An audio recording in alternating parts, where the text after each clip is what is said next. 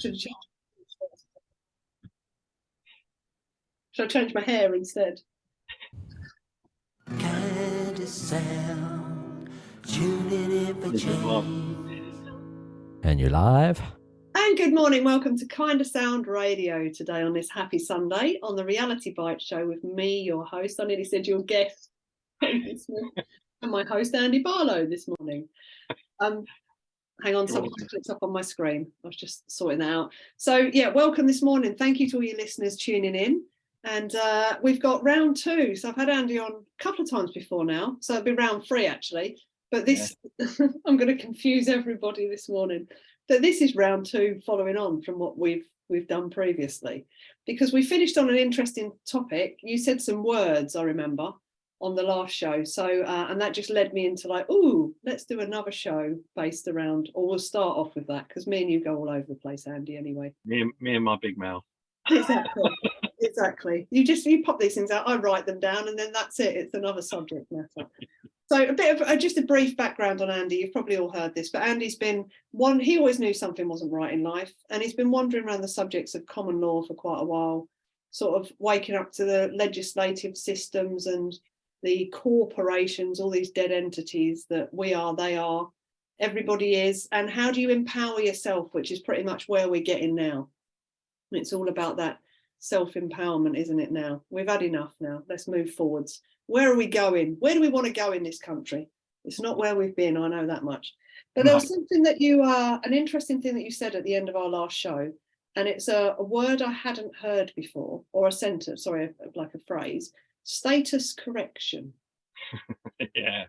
This is something that's going, right, okay, this is something that's going around a lot of people at the moment, a lot of groups.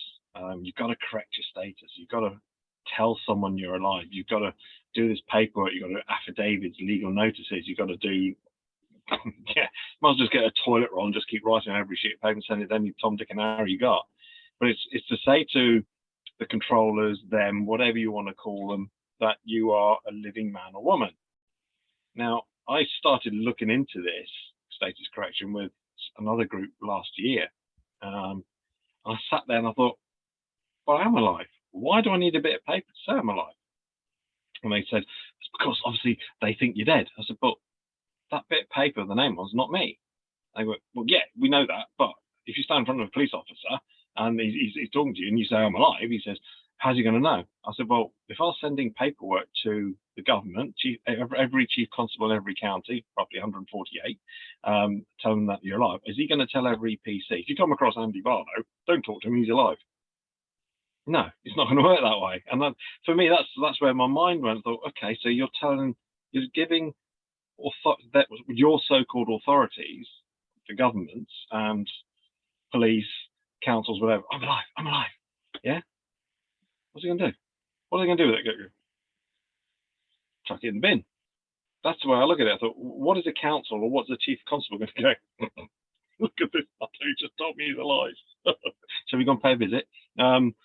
But that's when they'll get you, because if you start doing stuff like that and they come knocking on your door, how are you going to handle it? And this is where a lot of people fall down, because they go, yeah, I'm alive, but they don't know how to hold position. So when people stand on your door and they're knocking on your door, oh, I believe you're alive. Well, yeah, I am. Well, this is just a piece of paper. Prove to me you're alive. How can you handle that? How will you go through there? So when I said to the group, they went, yeah, I got banned from that group pretty quick, by the way. Why doesn't that surprise me, Andy? Thank you very much. But then I started sitting down with a friend of mine, Woody, and we were talking about these things. And it's true, like we both agreed, and we said, do you know what? We are making this so complicated. We're making work for ourselves. And who told us we have to do status correction? Who told us we have to do paperwork? Just someone in the group said, oh, you got to do this. It follows on from what we talked about on Sunday. I'm not going to mention it, but it follows on from, you got to do this, you got to do that. And it's all linked around anger. It's all linked around anxiety, keeping you dumbed down, keeping you fit. This is why I looked at everything I do and changed everything. But yeah, status correction, I sat and thought, I am a man, I am alive, and I will talk to people as I'm alive. So I never use the word you in my documentation because I'm me, as we've already discussed many times, and we have a right giggle with that because you can have such a good laugh with people. But for me, it's just knowing the fact I will talk or converse with men and women in uniform, but I won't converse to the uniform with a man and woman in. So I'm talking to them as men and women first, not as the clown in costume, if that makes sense. Yeah. So the status correction for me is, I know internally, I understand, I am a man, I am alive, and I do not have my authority challenged. So I hold my position with people, but I do it from love and not anger and fright and anxiety. And I think that's where, in my humble opinion, that's where a lot of people are going wrong. They say, oh, we've got to do this paperwork, and people are charging lots of money for this. And I think, no, you don't need that. You just need to play the system. When does the government turn around and say to you, here's a bit of paper proving we're a corporation? They don't. When does Boris Johnson, or I can't remember who's Prime Minister these days, it seems to be changing faster than someone else, but when do they come say, I'm alive? They don't. So why are we doing it to them? It's because we haven't disassociated the person from the living man. Haven't grasped the concept, still stuck in that old, it's in a fashion, I suppose. It's stuck in a legislative loop, isn't it? It is, and it's circular logic. So you just keep going around and round and round. Yeah. And it's like when, with the paperwork we do, we do get stuck in a loop because the CEO never comes back to you. It's always Steve or Doris in accounts. And then you think, how do we deal with that? So we've now got a document that will deal with that. We need to hold the CEO to account, but they won't because they don't want to be liable. They know who they are. They know that they can just sit back and go, go on then, bring it on. Because they know they can fight. They can actually give us a good fight, a run for our money, not a fight, a good run for our money. Well, we've just seen that we won't go into, I'm not going to ever mention his name because the guy is actually communicating with me. But I'm in communication with a CEO at the moment, and it's interesting how the terminology has now changed after the last letter I sent him, which was just questioning what he sent me. And I just said, send me evidence and proof. If you're stating that our water is water, H2O, then you're utilising false advertising. Prove to me that it is just H2O. Come and test what's in my distiller. And now it's, this morning with that letter, it's the word has changed to, you are being supplied with a wholesome product. What the freaking hell does that mean? It's like, come on, mate, seriously. It's like we said, so the first thing is you. Who's you? He's writing to himself again. Yes, because I designate underneath my name and his name when I write letters. So I, like the Miss Wendy Smith, hereinafter known as I, me, ours, we, I might call myself any of those things depending on how many different people I'm acting on behalf of at that current moment, which always makes me laugh. And then under here is it's you and yours. Yeah. Because I'm telling you who I'm designating those, those words too. And we tell them specifically in a little paragraph, we are that evidence, knowledge, or understanding. We are you, have been you, ever will be you. And we tell them exactly why. Yeah. And they still write to you. It is all baffling. This whole thing is, the more I delve into it and the more I'm wandering through these processes. And like we've stated in previous shows, coming out of that, well, I'm not even going to say I'm out of the fear. It's not fear, it's anxiety. There's no fear connected to it for me whatsoever. It literally just is like that little anxiety of like, I'm in the unknown. All of us who are doing this, we're wandering into the unknown because we've been so poleaxed into what we think we should be doing. Yeah. And now we're realizing that actually we shouldn't be doing that. We don't need to be doing that. There are other options to that.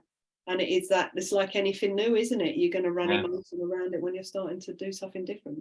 Yeah. But the status correction is it's learning how, in a nutshell, is learning how to separate the person from the living man and woman. So for me, that's as simple as it is. Although it sounds simple, it takes a long time to actually understand that you are just alive, and that name is just a piece of paper. And how can that piece of paper? Yes, you can get paper cut, but at the end of the day, is it really going to worry you too much? They're coming after the person. As long as you don't create the joinder, knocking on your door, hello, you so and so, who are you? And they say, well, I'm here to, you just take control and you stand over them. Yeah, I just say that person's not available for comment today. Have you read the signs? And that's where I go to. I just point at my door, the signage.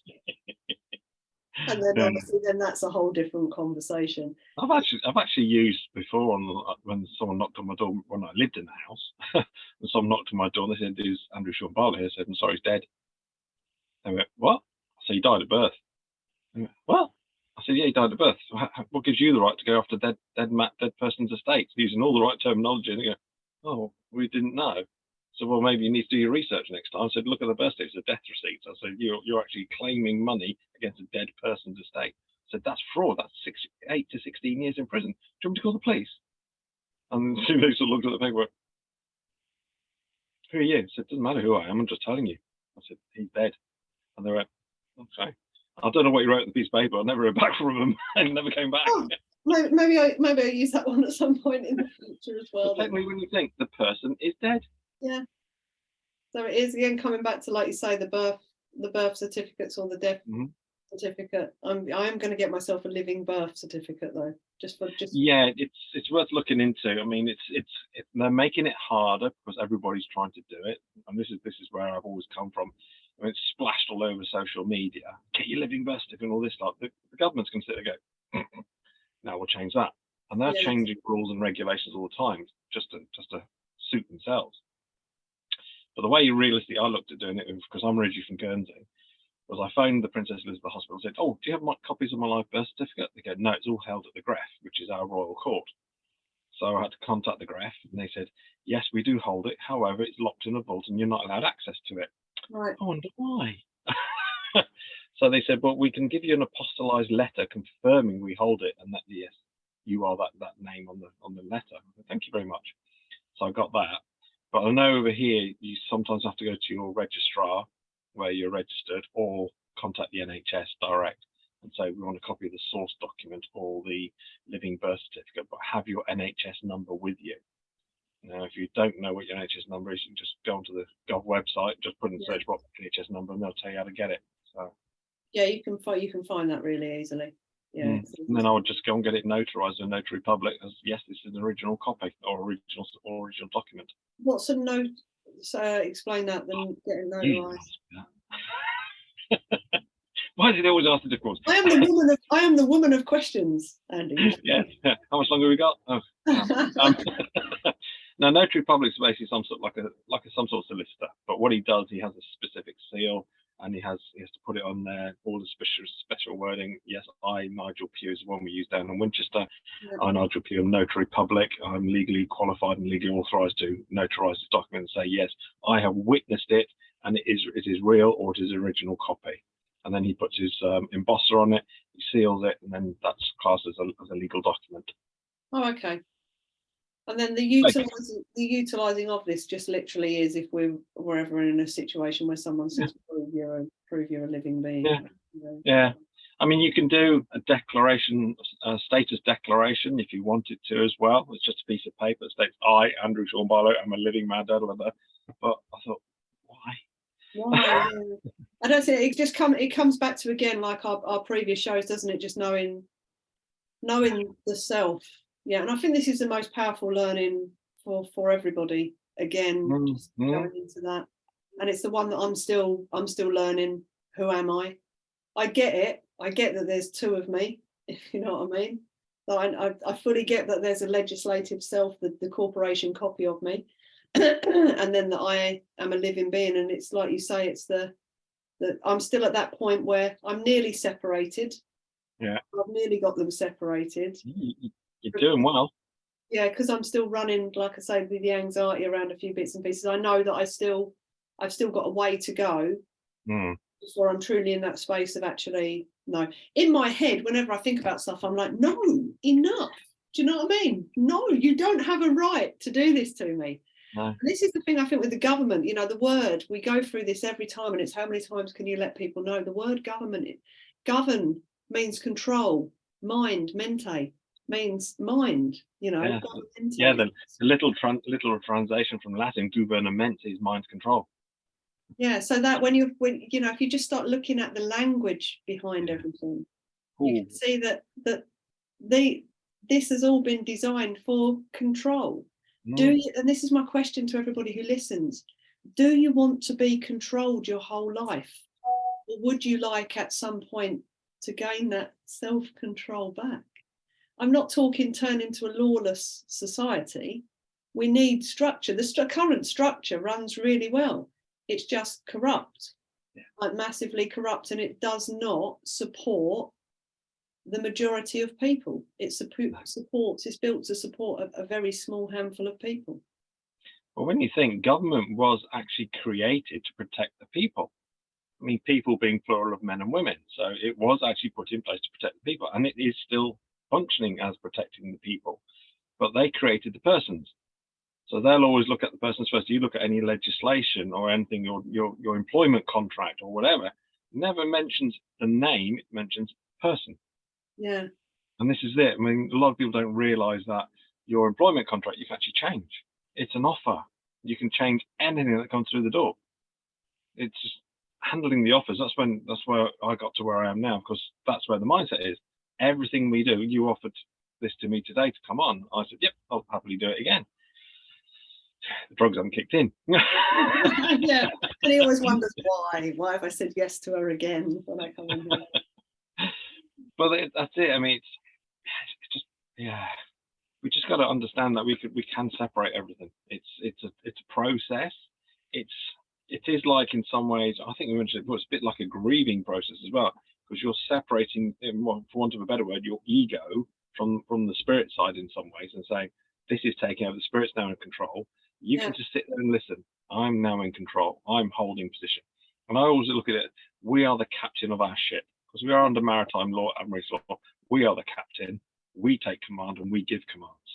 So it goes back to when you say, do you want to be controlled? If you look at the two versions, there's multiple versions of us, let's be honest. Yeah. If you look at the main two versions, public and private, the private is a creditor and the public is a debtor. So private gives orders and gets paid, and the debtor takes orders and pays. So it's which one do you want to be? And at the moment, they got a lot of the population as debtors, and they even put it on your documentation. Which side they put your name, for crying out loud? They put it on the left-hand side, which is where a debt is. Oh, hang on, we used to do that at school. Put your name and address on the left-hand side. So you're always classing yourself as a debtor. Right, which is why I now sign and put my name and address and everything on the right-hand side. Sure. Yeah, because you're now standing above them. So you're taking control. You're becoming the creditor, but they'll write back to you and put you as the debtor, and there's the creditor. Then you'll go back in. So it's like I said, it is a game. Yeah. Everything we do, this is a game. It pretty much is, and if you can get your head around looking at it like that and being able to play it, it becomes a lot easier. Oh, Well, yeah. actually, I would say it doesn't become a lot easier, Andy. This has not been an easy process. Someone asked me the other day about doing, some of the processes I've been going through, and I was just like, just hold off. Just hold off and wait till I'm at the end game before you even start, so I can give you a heads up, because it gets worse. Do you know what I mean? Yeah, it can get very worse. I've seen people sort of getting really in the state and say, okay, stop process, stop. Yeah. Go back and make an offer of payment of £1 a month. Yeah. Just get yourself back into a headspace where you can stand again and say, okay, I'm now going to have another go. I said, if you're ever struggling doing any of these processes, just stop. Yeah. You have to protect yourself. Yeah. You are so important to everything in this planet and this realm. You are so powerful. But you've got to understand that if you're harming yourself, it goes against God's law, goes against nature's law. Cause no harm, cause no loss.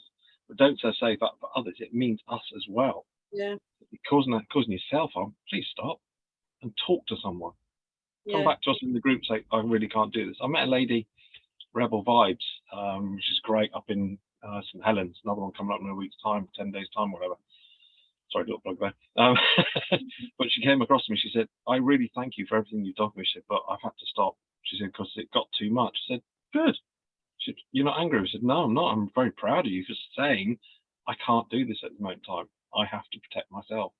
I said, but you will now go away, meditate, whatever you want to do, and then realize, actually, yeah, I'm now ready again, and then start again.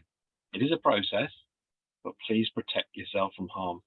Yeah. And that is the one thing. It's, you can wait, because you're learning on the way through this. You're having to educate yourself around things, and then you're having to come back out of your comfort zone again. I think I'm fortunate because I have a good group of you guys around who I know I have like pretty quick access to that not everybody has, which means that I can regroup quite quickly. And also I'm very stubborn. I'm very stubborn. So Really? it's one of those things that if I think I'm being done over Yeah. in something, it's like, no, actually, I'm going to take this as far as I can physically possibly take it. Yeah, and that's Yeah. where I always come into it and say, take it as far as you want, but have a bit of fun doing it. So like we said with the words he's used in that letter, Yeah. he says the word you, but you've stipulated in every document you've put, you're not you. So you can literally go back, thank you for your written correspondence. Why are you writing to yourself, and send it back? Yeah. That's pretty much I think what I'm going to do to that one. And just say, due to previous conversations we've had. Yeah. Why are you still writing to yourself? Yeah, you're now writing to yourself. Please, could you readdress this to the appropriate person? And here's an invoice for your trouble. And I sent him a fee schedule, so yeah, I can start doing that. It's quite funny, isn't it? Right, song number 1 this morning. So a bit of oh, I love this one. Imagination, just an illusion. Well, isn't it all? Everything's an illusion. How And I just thought, perfect. yeah. Perfect timing. Yeah. Yeah. Because it all is. If you will get into the brain in a minute, actually, we've probably covered the brain, but hey ho, we'll go there again. So Django, if you don't mind, let's start off with some imagination, just an illusion this morning. Cool, you're off air. Thank you. There it is. It's the electric. I got to that point the other day when I was thinking about the electric, and I was like, how far am I going to take this? Yeah. Because we've got to. I've obviously what I sent them out was pretty much like stop now, prove it or stop, and it's like where do we go from? Well, one thing I'm trying to work out at the moment, I think I may have mentioned to you, is I'm trying to work out, because a lot of billing providers are trying to say they're our meters and we're going to come and change them and put in prepayment meters. Now, the question I think we need to ask these guys, can you please give me the serial number of the meter you have in your possession? Yeah. And if they go, well, we haven't got one, that's not their meter, or contact the National Grid. But I'm also looking into the legislation because I'm frustrated as hell with this utility stuff. If you've changed your meters and they say we're coming to change your meters, but they haven't got the serial numbers, surely that's theft and criminal damage. Yeah. So I'm going to the police station this afternoon and I'm going to ask the police, if you've got some property you put in your house yourself and someone forces entry through drilling locks to change the meters, is that classed as theft? If I can get a confident yes, or we're not sure, we'd have to look into it, then at least I know I'm on the right path. And I think that's where we need to get them. Under what authority do you have these are your meters? Prove it. Yeah, well, they haven't, because they haven't got a meter in my property. No. That's in a box. So if they came to your house today and they're trying to break in to put prepayment in to take away your meter, not only have they just stolen your private property, which is theft, criminal damage, surely we can have them on that. And that's where if we call the police, they should do their job. So yeah, my heads up legislation at the moment, trying to figure out which one we can use. Yeah, I'm just curious to know what they'll come back with after what we sent them, because obviously it was to the recovery place and back to the CEO again, isn't it? So yeah, I'm working on a document at the moment which I'm hoping will actually stop them dead in their tracks. Right. Basically using the legislation against them and saying, excuse me, under contract law, it's 4 stages of the contract law. I think it's 4 stages. It's got to be like a conversation agreement, meeting of the minds, and then a tacit agreement. I can't remember the actual wording, but then are they following their own processes? So I mean, I've been looking into their terms and conditions as well. Oh, okay. Seeing, okay, let's have a look in their T's and C's and see what they can do. A lot of it in there, there's nothing in there. So if it's not included, that means it's excluded. Yeah. If it's not excluded, it means it's included. Yeah. Under contract law. Yeah, it's interesting. It's just like say it's I mean, like you said, if it all goes, to the end, to the point where everything goes tits up, I just go, well, extreme financial hardship, I can give you £1 a month. Exactly. You're a vulnerable household, end of. That's it. So, is what it is, isn't it? I am going to stomach the emotion though for a bit longer. I'm not just chucking it, because it's been... No, I think one of the maxims in law it does state he who leaves the battlefield first loses by default. So whoever steps away first, you lose. Yeah. 30 seconds to go. Thanks, Django. Yeah, I've no plans at the minute to be stepping anywhere. No, and unfortunately, a lot of people are. They just go, I can't be asked. So you lose. End of. Yeah. I just think if we're ever going to create change, at some point it took one woman sitting on the bus, didn't it, to change how that works. And it's just like, well, fuck it, Yeah. in for a penny, in for a pound. Do you know what I mean? Kindasound Radio, the station for a global community. And you're live. And welcome back to Kindasound this morning with my lovely guest Andy Barlow again, back on Reality Bites, wishing that he'd never said yes to me. I'm sure. I'm trying to find the exit in the van. Exactly. Yeah, it's all good. It's all helpful for people, isn't it? So It is. we do love helping empower the public, basically. Well, Back into the private. Exactly. If they're not empowered, I mean, like I say, if you don't know your rights, you have none. So we have to empower people to realise they have authority, they have rights, and stop giving them away for the shiny things. So that's what for me, it's where I come from now. It's just like, come on, wake up a little bit, or go and bash on their aura and say, hello, do you realise you're alive? Well, it's that thing, isn't it? I mean, if you think about, I think this subject came up in my head the other day, natural resources. Mm-hmm. So we have natural resources that, like you say, there's certain unalienable. I always find that word hard to say. Unalienable, or I actually call it unalienable. Unalienable rights. Yeah. To certain things that take no more than what you need. Mm-hmm. And that's it, and just take care of it. So all the things like, you know, the gas, the water, the electricity, you know, even food, I think, should come under that. Because if you think about it, we used to have forests that would have trees that would have, you know, apples and pears and you know, all your different types of nuts, and people would grow food and share food. And it's funny how that's stopped, hasn't it, and gone into supermarkets. Yeah. That's what they did it for. They took away the orchards, they took away the grapevines, they took away everything, just purely so you'd have to go to the supermarket and eat the food that they give you. But like a lot of people I know, and I'm one of those, if I get food now that have seeds in it, because a lot of them are seedless for some reason, but the ones that with seeds, I always keep the seeds and I'll just chuck them out, and whenever I'm driving, just try and create more food and eventually down the road. Yeah. That's it. I mean, it is right to life, right to freedom, right to travel, right to etc. And everything out there is free. You just got to know how to use it. I mean, you think how much plant medicine there is out there. You think how much food actually is on the tree still at the moment. Just take what you need and use it. Forage. That's what I'm learning about at the moment. It's just amazing. Yeah, it is interesting. And the more you know about foraging, the more you just see it everywhere. It's still there. Yeah. It really is. We've got some amazing woods up the road, and I'm just, I probably shouldn't say this. I don't know if I can get done for it. But so no one in here, any of the listeners listening, do not mention this to my local parish council. I plant nut trees up there. So I've got Kentish cobnut and hazelnut in the garden, and my lovely little squirrel that my dad is always trying to, I'm going to say, dispatch from this realm of existence. Bless it. I'm like, leave my squirrel alone. Yeah, because he's always like, I'll eat all the nuts. I'm like, he's welcome to a percentage of the nuts. Yeah. But he always buries nuts all around the garden, obviously. Yeah. So every year I get popping up in flower beds and pots and all over the place new baby nut trees. Mm-hmm. And instead of just, you know, trashing them, because I've got no more room for any more nut trees, I dig them up. I put them in little bags, and when I go for a walk somewhere, I take my trowel, dig a little hole in a sensible place, and put a little baby nut tree in. It's brilliant. I just think for future generations, you know, it's nice to be able to walk around the woods like we did when we were kids with mum and dad. We used to go chestnutting and, you know, go pick the hazelnuts from everywhere, and, you know, just nice to, when you're walking along, feel, oh look, there's a hazelnut tree there. Lovely, I like some. Yeah, that's when I was out in Spain in end of May this year. Went out to Finca out in Spain, and we went for a drive through all the mountains, everything. There's cherry trees, all sorts out there. I went, oh, those look lush. They said, well, you can actually help yourself.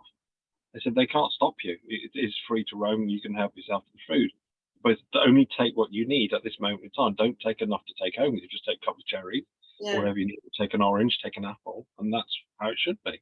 It should be that, but we have become a society of greed. Yeah. I mean, think how much food people are going to buy over the thing that's happening in December. I can't remember what it's called now, but you know, I don't celebrate it. But people just go and fill their trolleys up with food because it's good, and then it all goes to waste. We're just greedy. Yeah, wasteful with everything now. It's just been taught to waste, hasn't it? It's interesting. We have this down. My family knows a lot of sort of farmers and gamekeepers, And I remember going over to a particular place to get my mum some pheasants, because she does love a pheasant or a partridge. And the gamekeeper said to me, like, wander into the shed and just go get whatever you want, Wend, and like come out. And I remember walking into the shed, because I'd not been anywhere like that for quite a long period of time. We used to shoot with granddad and dad and that when we were kids. Well, we didn't do the shooting, we were the beaters that used to go and get the birds up. But everybody you were only ever shot what you needed that was going to get eaten, you know, hung, done, sorted. And that was it. As soon as you were done for the day. And I just remember walking into this shed and just seeing hundreds of birds hanging up. And it was like, blimey, that's a big shoot. And I got some stuff for mum and came out and said to our friend, like, what on earth with all those birds? And he said, yeah, and the sad thing is the majority of those are going to go in the furnace. It's just people coming down from London for a bit of sport just to blow them out of the sky. And it's like, wait, it's just waste. It's just, like you say, ego orientated. Go clay pigeon shooting. Exactly. Yeah. If you want to go do things like that, go. Why innocent animals that you're not going to do anything with, and they're all just going to go to waste? Yeah, have a purge. Sorry, I should have said that. Although there is a state in America that's just changed the rules that it's actually going to happen. What? Purge. What, as in, go on, explain, not like the film that's on TV. Yeah. Basically, I can't remember the state, but we were talking about it the other week, and they were saying, look, they're showing the legislation they've just passed where it will be legal to go and do what the film and the Purge does one day a year. Okay. Like I say, everything's in plain sight. It is in plain sight, yes. Yes, that's interesting. Yeah, moving on. Well, yeah, moving swiftly on to where we want to go in the future. So let's drop into another song. True Faith, New Order. Oh, the words on this are just so spiritual. I mean, I never listened to the lyrics before, but when you listen to the lyrics on this, it's just wow. It's all about your inner child and everything. It's just phenomenal. Okay, I've not heard this one, so I'm going to enjoy this. So Django, if you wouldn't mind, please, a bit of True Faith this morning, thank you. Cool, you're off air. I like New Order. I've not heard this one. Oh no, I have heard this one. Yeah. So go on, tell me about The Purge, because I watched that film. Yeah, but basically in America, we all know what America's like at the moment. They've got some demented man running it. Literally. They got this state that's saying that yes, they can actually make it legal once it's gone through the Congress or whatever it is. It's got to go through this process. But if it gets in there, they'll make one day a year that you can actually go and kill people on the street legally. I thought, whoa, mate, we need an end to this stuff now. We really all just need to start focusing on where we want to go, and enough of these crazy people now. Yeah. They called us crazy for enough times. Time to make. Let's turn the tables. Like, yeah, you're the crazy one. Yeah, let's. We've done enough crazy now. We live in a mental asylum. We're coming out of it now. We're going to close the asylum doors. And we're going to put you all over there. We'll let you all do what you want to each other, and we're going to go this way. No, it'll stop. I mean, I reckon we've got a couple more years left of this madness, and then we'll be in a better place. Yeah, we'll be in a better place. At that point, I've just got a feeling I'm going to be renting out my bungalow at some point and disappearing off to the middle of the Amazonian rainforest for a couple of years, Andy. So if I disappear, just learn the call through the trees or whatever, and I know it's you, and I won't shoot you with a blow dart when you come. Oh dear. But yeah, it gets you like that. It's just photo. It's not about waking people up anymore. I don't think, getting people to open their eyes a little bit to. I've never liked that phrase, like waking up, being awake, whatever those are, because I just think it's just about opening your eyes and having a look at something, and it's awareness. For me, wake up is all about death. Awake is morning and all this lot. So I still use it obviously because it's there, but I'm trying to get around to say I'm aware of things. Yeah, because I think it's, again, all change comes from being aware first. When you're aware, you can own it. Yeah, you can own it and go, yeah, I'm part of this. Wow, like I'm paying into this. Wow, I'm feeding this. Wow, do I want to? No. Some people might want to. They might want to stay in that space, and I think that's where we're going to get some sort of. Again, I truly think it'll be a dimensional split at some point. Mm-hmm. I think the ones of us that are wandering in this direction, creating the new.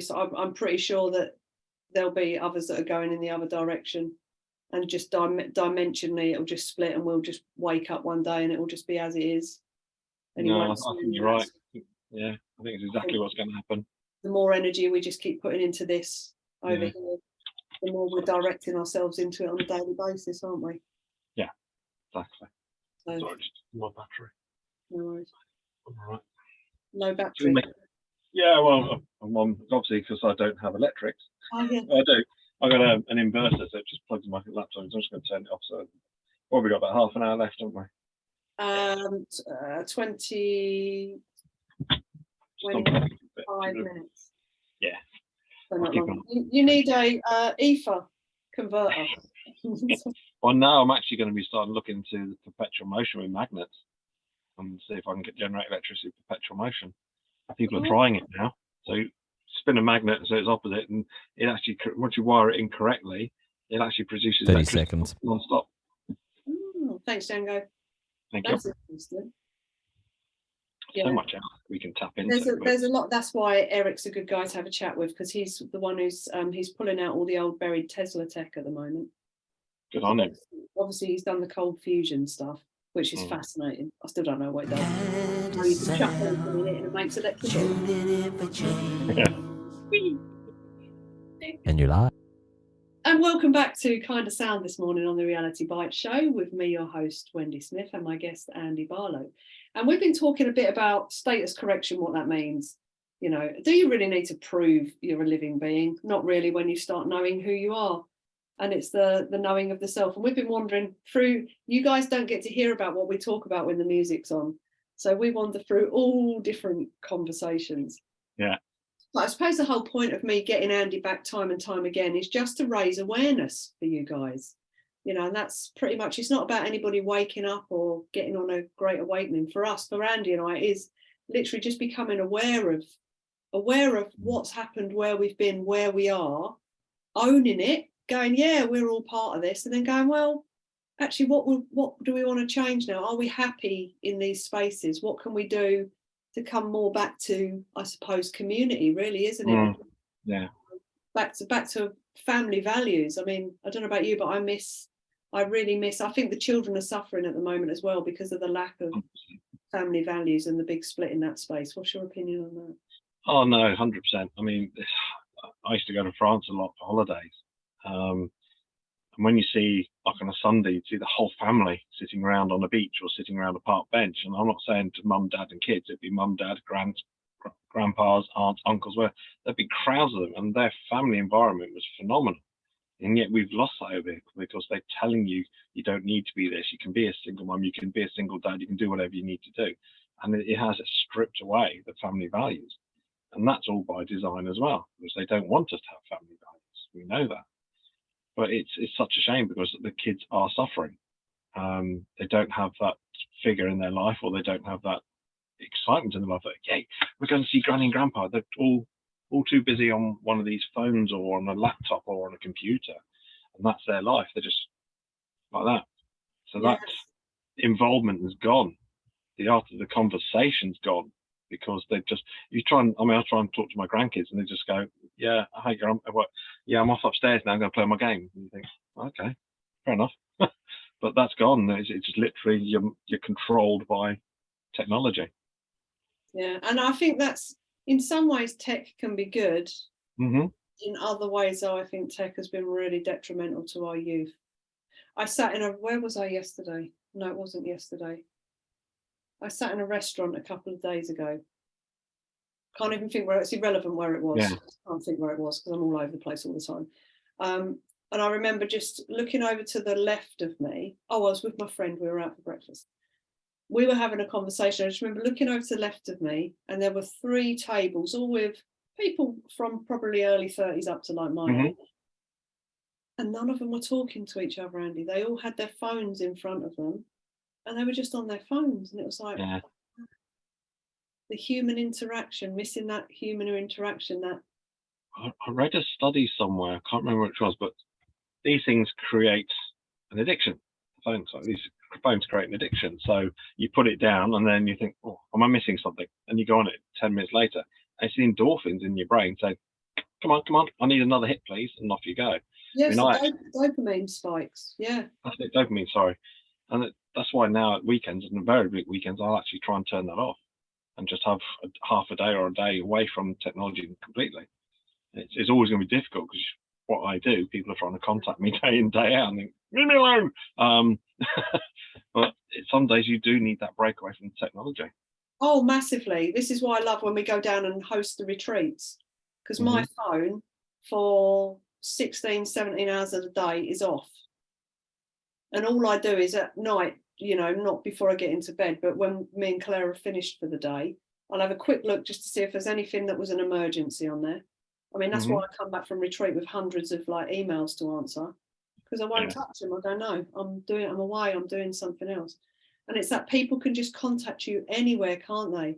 Like you're in your car, my phone's connected to my car phone, it's car ringing, people texting, expecting you to, I won't text when I'm driving. You just are, it's these things are, to me, it really has overtaken everything, and people need to be a bit more responsible of where and when they use it, because it's that distraction again, isn't it? Away from, and this is how I look at everything, it's all a distraction away from the power of you. And you have within you the biggest 4DX multiplex cinema that has ever been known anywhere. So go into your own play space. Creation happens from the inside out. So in that sense, so what you're getting in life, you're creating yourself. Spend time quiet. I know so many people who can't sit in a quiet space. No. Hate silence, and it's like, wow. I mean, that was one of the hardest things for me, was living in the van. Now is I'm alone. What do I do? And now I've actually, I mean, I house sat last week for someone. And I was looking after their cat. Yes, I use a shower, or whatever, because it's nice to have a shower. But I slept in the van because for me it's my sacred space now, and I just love sitting in it and just nothing on. Just sorry, I have wear pajamas. Sorry, but the technology's off. And I just sit on my bed and I'm just in peace and quiet. All I'm listening to is nature, the rain, the wind, etc. Yeah, it's lovely, isn't it? It's nice to actually slow the brain down a little bit and just enjoy what's out there. And you look out there, it's just phenomenal what nature's given us. It is beautiful.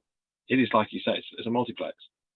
It's 5D, 7D, whatever dimension they want to give it. But that to me is a great movie screen out there. Everything you need is out there to watch. You can just sit and watch trees moving, talk to trees. I mean, for me, it's great. And it's that rebooting of the self as well, isn't it? This is the thing I find people miss out on when you've constantly got something going on in front of you. So whether it's your phone or your TV, or you've got music on, and you're not sitting in that quiet, you never get to recharge your battery. I look at my personal self like an iPhone. I've got so much battery that I can use throughout the day, and at some point that battery is going to get depleted and it needs recharging. And for me, the recharging is disconnecting from all of the tech. It's 100%. Disconnecting from all of the noise.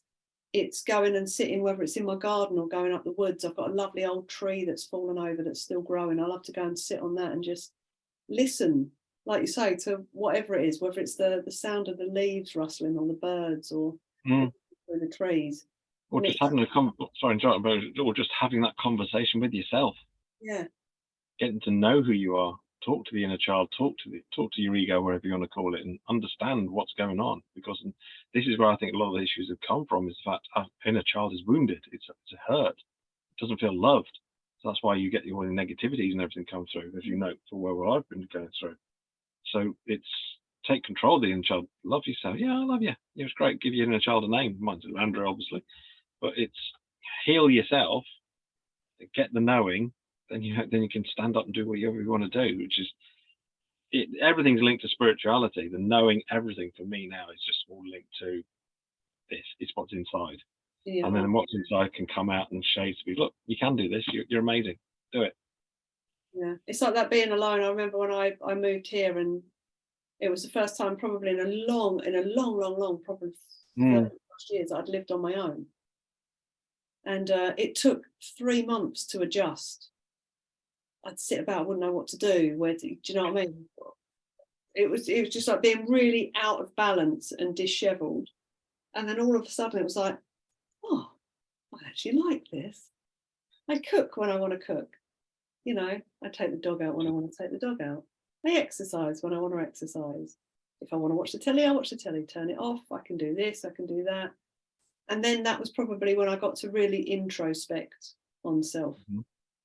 and get to have a look at who I was and where I'd been and what the hell I'd been doing for the past, I don't know, 40 odd years or whatever it was at the time, Yeah. years on this plane of existence. And it was like, wow, right, you've probably got about another 30 odd left. What do you want to do now? And it's like, not be that person. Yeah.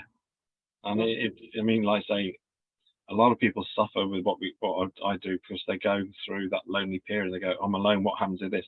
And I say to people, yeah, but you're putting stuff out to the universe. Everything you manifest in your head will happen. So when people say things like, oh, the bailiff's going to come to my door. Well, you've just made them come to your door now. Yeah. So don't even think about it. Remember I think you're right. What you said in the previous episode was what we create up here, we put out there, and then the universe goes, okay, have a little bit of this. Yeah. And then we create our own problems. Yeah, definitely. And so if you can create your own problems, you can create your own solutions and your own beauty and your own joy and your own happiness and, you know, everything you want to see. And this is, Totally. we'll come on to that subject. So Are Friends Electric? Gary Mooney. Love this one because not so much the lyrics, but just the title, Our Friends Electric. Are we electrical inside, which we are. So it's just a great one to play with. Yeah, nice one this morning. So Django, if you wouldn't mind, please, a bit of Our Friends Electric. Cool, you're off air. Yes, interesting subject. I think the creation of, I think if people realise that, just stop, disconnect from your tech, spend that time on the inside, having a listen to, you know, what have been my main focus of thoughts over the week, what have been my main emotional states, what behaviours do I actually do, you know, and have a look at that stuff and then go, actually, you know, what do I like about this and what do I not? And spending that time, and I think that's what I've been doing for probably, I was going to say, the last 4 years, really in depth, just having a look at stuff and going, actually, yeah, that was ego related. That was interesting. Do I want that in my life anymore? No. I'm going to spend a bit of time working on that one now, and you know, sort of like dishing that one off because it's not helping me get where I want to get. No, I mean, that work I'm just going to quick mention it. That work we did on Saturday together. Was it Saturday? Yeah, it was Saturday. The integration side was wow. That's all I can say is tears, sadness, anger, a lot of anger, followed by yay. Yeah, I was going to say, so what I did say to you, after like 72 hours, you'll be back in the room. Yeah, I was. Yeah, yesterday I was not in the room. I was. So how does it feel? How does it feel now? I mean, I've revisited things I was saying about my dad, and I was getting upset. And no, it's not there anymore. And I think the sadness on the Saturday afternoon when I sat there for 2.5 hours blubbing, and then waking up Sunday morning, wanted to punch someone, and then realising that okay, process it, let it go, and then I realised it's all the sadness and anger I had built around it. And then yesterday was just like okay, you dealt with that. Let's have your flat, and then boom, off you come again. And then we go back. Sleep last night was amazing, phenomenal, best sleep I had in ages. Yeah, good. Yeah, so we'll do more subjects as well. Like Cool. I said, there'll be more stuff in there, so I can always find something. I will probe you. We've got ECT. That's it. Electroconvulsive therapy. But it's just such a, you know, that I did something really quick with someone yesterday. He'd had a trauma because we're working in situation awareness. So obviously we're pulling knives out on people and we're putting them in positions where, you know, they're going to be in like, oh, I'm being attacked or I'm being robbed or stuff like this. And this guy had had some knife trauma, and he'd said to me, we'd gone in for a quick tea break, and he said to me, I've been struggling a little bit. I'm getting re-triggered because I'd had knife trauma. And I said, what was it? And he told me what it was. And I was like, oh, mate, just sit down. I said to the other guys, we'll be back in 10 minutes. Sit down. I ran a quick episodic through him, what had happened. And then afterwards, I, you know, held something up to him. I went, how do you feel about like that now? And he was like, well, now I know I have options and I feel quite powerful and in control of the situation. It was like, oh, interesting, you know. And it was like, well, that was only a quick clean-up. If you want a full one, give me a shout and I'll do it properly. But that was just to get him back in the game so he could actually function. But these, you know, it's and it is really, it is. Gonna do a quick fade here. No worries. It's a fairly long one, and I know you've only got 10 minutes to go. No worries. Yeah, it's fascinating that one. Kindasound, tuning in for change. And you're live. And welcome back to Kindasound this morning on the final part of the Reality Bite Show with my lovely guest Andy Barlow, talking. Well, we don't know what we're talking about this morning, which is always great with me and Andy. We're working in the realms of awareness, ownership, and action. That's pretty much what it is now. So for everybody, we were just saying I do some PTSD trauma work for people. And it's really interesting because we have so much stuff stored up in our systems that then, again, it's another limitation in life, isn't it? Everybody's had trauma, Andy, haven't they? You haven't got to be like in the war or, you know, be a veteran or a firefighter or something like that to have trauma. Trauma can come in from just life experiences. Losing your job can embed trauma in your system. You know, seeing someone have a car accident can create trauma. The thought of something happening can traumatize you as well. Anything with those highly charged emotional spikes that get stored as a memory. That's basically what trauma is. And there are ways out of it, not just what I do, but there are. It's just recognizing, and it's becoming aware again of your system with the triggers. I think that's where I was going with that sort of brief conversation there, is the fact that we get triggered in life. So when you're going through any of the processes we've previously talked about on shows, when you're getting the fears and the anxieties come up, all that is it's triggering off something from the past that's not been dealt with, or that's in there that you didn't even know was in there. And it's so to have a look at it, because I spoke to a guy I work with yesterday. I think I spoke to him. And I said to him, you know, I keep getting this reoccurring feeling come up. And he said to me, sit with it. Go into a quiet place, no music on. He said, put your eye blind on, black everything out.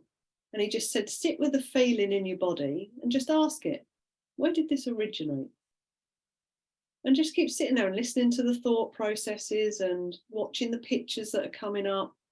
And just notice where that originated, where that feeling originally came from in relation to this subject matter. And it was really interesting because mine, as soon as I sat, it did take me about 15, 20 minutes to get into the space, if you know what I mean. And it was because my head kept going like, oh, you've got to do this tomorrow, and, you know, and I had to keep bringing it back into situation. And when I got into it, it was like, where did this come from? Come on, body, tell me where this came from. And it was school. It was primary school, the second year in primary school, when it suddenly hit me that I had no choice. It didn't matter how many times I skived off and ran out of the school and threw a tantrum, I would get dragged back there. Yeah. It was like I had no voice. It was really interesting. It was like, wow. So that came in at like 6, 7 years old. That I had no voice. It was irrelevant what I did. Didn't matter what I did. I would always be dragged back to that space and made to sit in that space. And it was like I was insignificant. I didn't matter. I had no voice. And again, that goes to the schooling, because what do they say? Sit down, be quiet. Yeah. They wouldn't let you ask questions unless the teacher had any questions or whatever, and then they'd shut them down pretty quickly. So that's all down to the conditioning we all had. Yeah. Sit down, be quiet. And that's why I used to run around class and get into trouble, because I didn't want to sit down. Yeah. I don't want to be the A student. Oh, no, I'll be the dunce. Whatever. But just because I never felt comfortable doing things like that. No, it was, you know, and you think about the amount of children now, I see them, they just look like empty shells when I go into senior schools and that. It is, I say to people, it's sort of like, you know, a slight over exaggeration, but sometimes I think I no longer want to go and work in schools. Yeah. Because when I walk in, all I'm seeing is hundreds of traumatized children. And it is absolutely heartbreaking. Yeah. Because all these ones with serious behavioural problems, that's not what they are. They're just running programming that's pushed them to that point, and they don't know what to do with it. No. And it is heartbreaking, because you just see the stuff I see, honestly. I just think, if you just all come home with me, children, it's fine. Come out, buy a big mansion, we'll squeeze you all in, it'll be fine.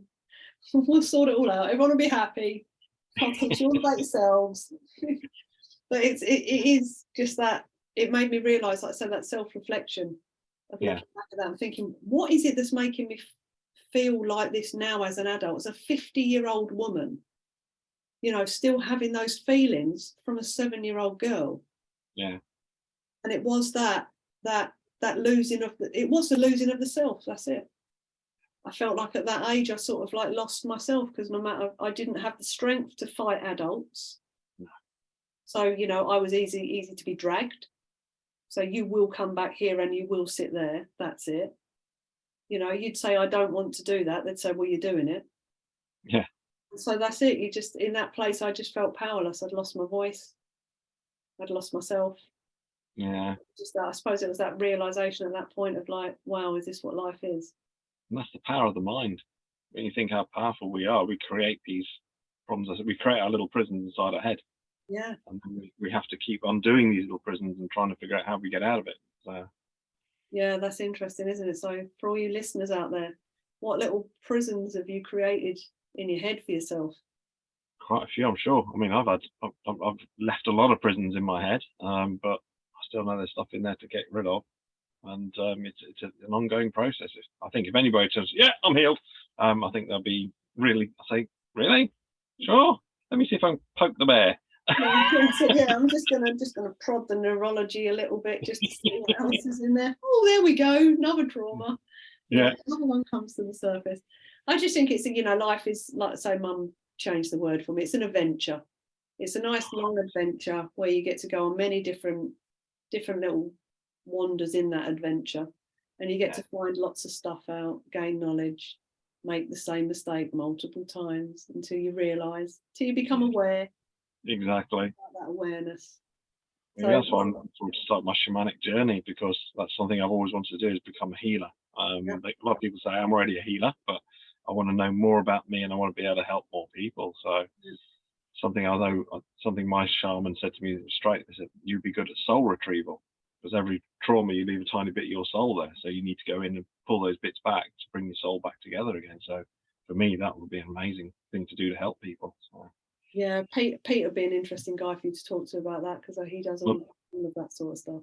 Oh, wow. Yeah, we'll get that one sorted at some point. But anyway, we're out of time again. That's it. How does it go so quickly?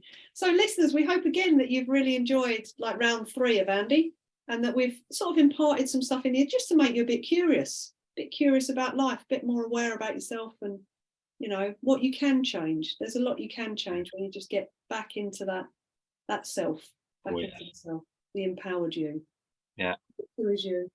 I'm going to leave you on that note. But thank you again, Andy, for joining me. You're welcome. Blessings once again. Thank you for having me. I appreciate it. Oh, absolute pleasure, my friend. It really, really is. Again, thank you to all the listeners. Django, yourself, as usual, our brilliant producer. And if you could just play us out, Django, if you wouldn't mind. I can't even speak now, Andy. If you wouldn't mind, with a bit of World Hold On, please, from Bob Sinclair. Lovely, guys. Thank you. Thank you, Django. Thank you.